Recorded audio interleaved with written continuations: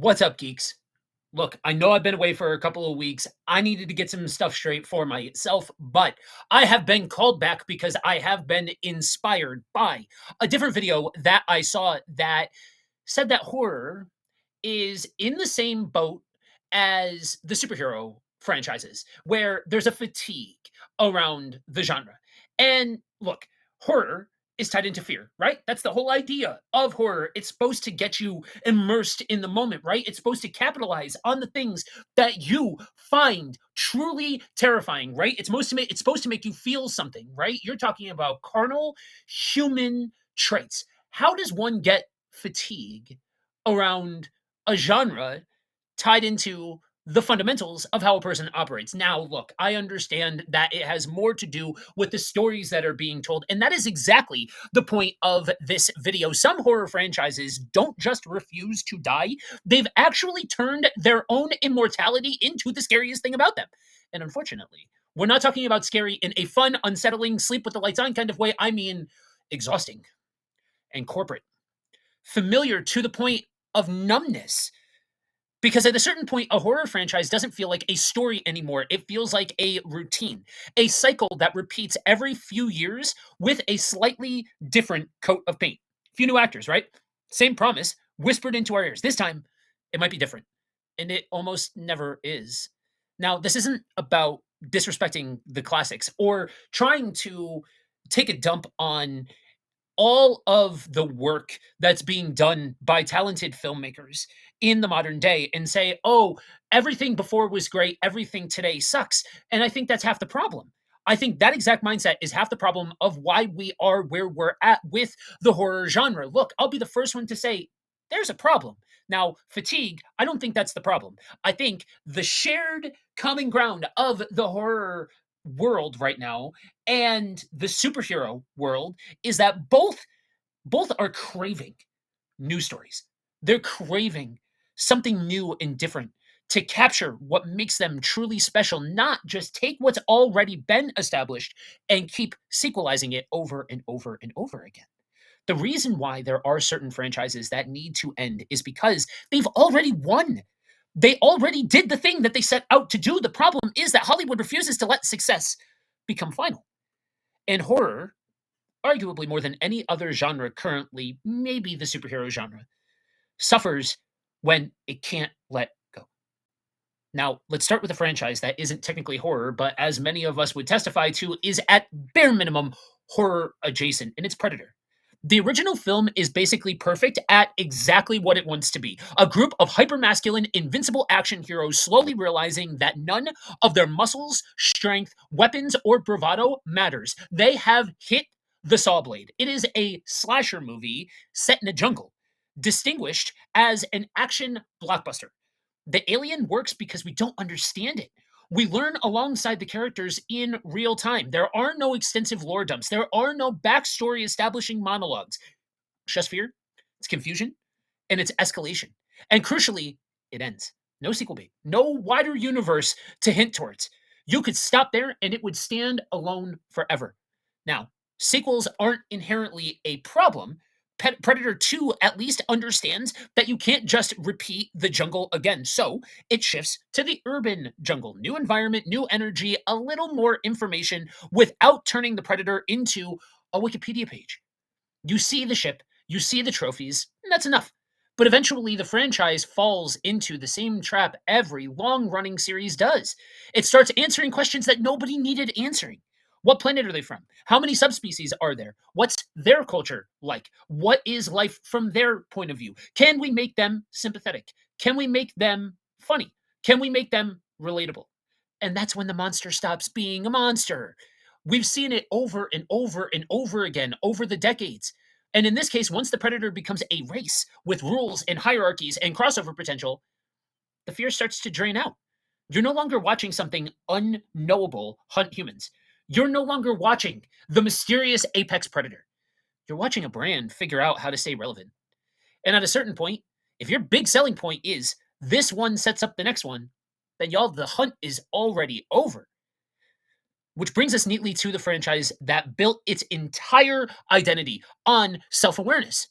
The legend, the big dog in the yard, Scream. The original Scream didn't just revive slashers, it resuscitated a genre that was simply on life support. It understood the rules, mocked them straight to their face, and then used them anyway. It was sharp, funny, cruel, and genuinely tense. That opening scene alone reset audience expectations overnight. And the original trilogy, even with all of its uneven moments, actually ends. There is a sense of finality and closure at the end of three. Trauma processed, doors left open, yes, but thematically complete. The problem is that Scream couldn't stop reopening the door. The reality is, Scream 4 came at a time where remakes were all the rage. And the reality is, there is nothing new under the sun. I would argue that we have been desperately in need of an influx of just complete and total fresh blood for quite a long time. It's just that now, instead of seeing wholesale remakes of the original, we have seen that Hollywood figured out, oh, if we build it up and build it up and build it up as this extension of this world that you used to love, and now you get a chance to see all of these characters in a new stage of life, that people will flock. People will spend their hard earned money, and I don't knock that hustle even in the slightest. That is why I continue to pound on the drum that we live in an age where things like festival movies or indie flicks, they are no longer just whispered about behind closed doors at invite only events. You can go and at the cost of a library membership in certain situations, be able to introduce yourself to new films, different films, indie films that are trying their best to tell the best story that they can on literally a shoestring budget. And horror heads, I have to plead with you. How many times? How many times have we told the story of the little engine that could, the indie flick that had $5 in a tic tac and became this worldwide sensation? Horror has the ability to do that. But we need to support that area of horror in order to make that happen. Look, I so very much want to see absolute magic with these next couple of Scream movies. I hope they light the world on fire and put the definitive stamp on one of the greatest franchises in all of cinema. But the problem is then they need to be willing to let it end. Let it rest. Let it be the story that it simply is. Now, it's only apropos we talk about Scream. Well, we got to talk about the forerunner of Scream, the iconic Halloween series. You're not getting out of this one, Halloween fans. This franchise doesn't just have sequels, it has branches. It is truly and completely a pick your own adventure timeline. We've got timelines that fork, collapse, restart, contradict each other like a novel written by 6 different people who never spoke to each other once. Michael Myers began as something terrifyingly simple. No motive, no explanation, just evil. Or rather, the idea of evil.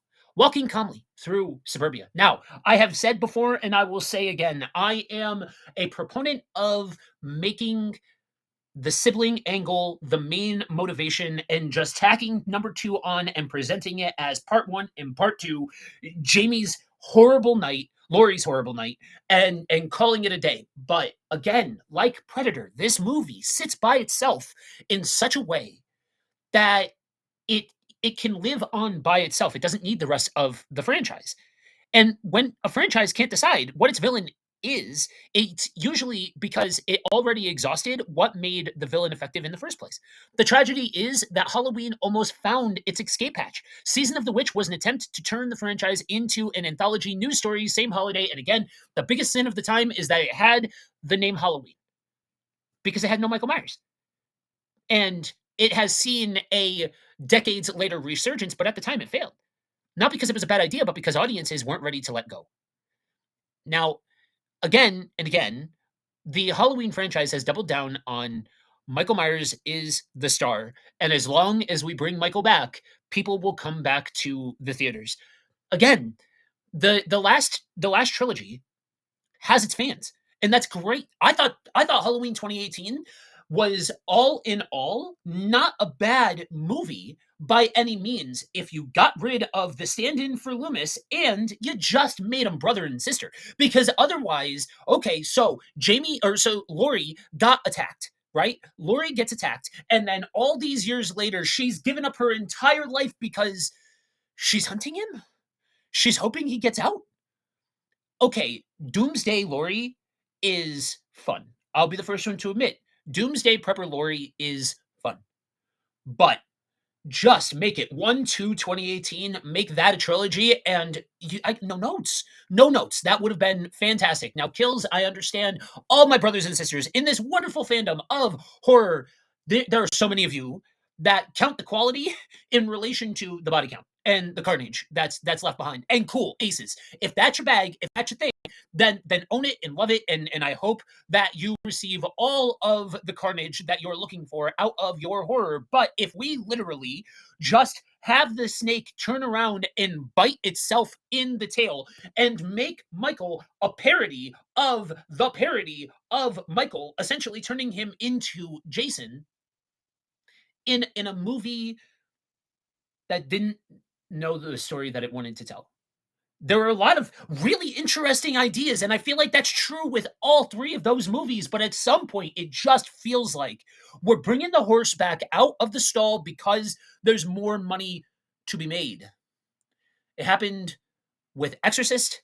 It happened with Chucky. It happened with Michael. And honestly, I'm happy for Nightmare because there wasn't this long-standing opportunity to sequelize and resequelize that particular franchise. And I think the remake of Nightmare, had some interesting points to it. I love the micronap thing. I don't think you should ever try to make him sympathetic in the same conversation where we are saying the quiet part out loud about his character. I think that was a wild decision. But I also think that it left people wanting more. And so it's the one franchise out of the big ones that I think is still safe to be revisited and remade if the opportunity presents itself because the franchise isn't tired and worn out. It hasn't been run into the ground. Sometimes, as they say in pro wrestling,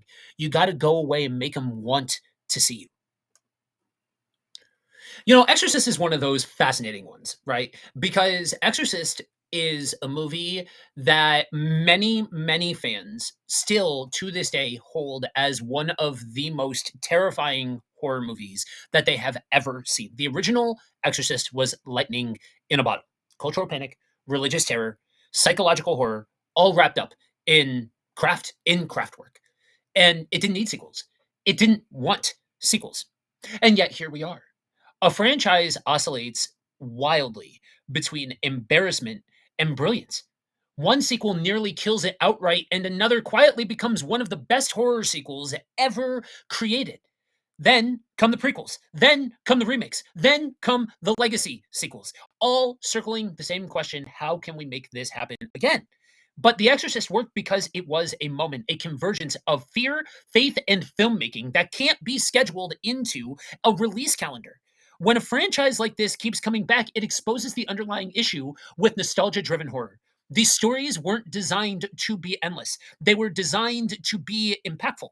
Impact fades with repetition, especially in cases of the rehashing of The Exorcist with the ridiculous dialogue that was included, trying to essentially paint the original two fathers from The Exorcist as male chauvinists.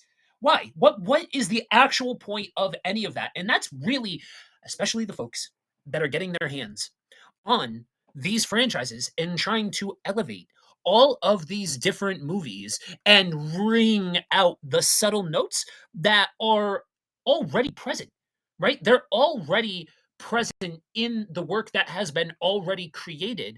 But instead of allowing it to be the seasoning on the steak, we drive it out so it's the only thing that's being said. And that is regardless. That is at the sacrifice of the quality of the actual story that's being told.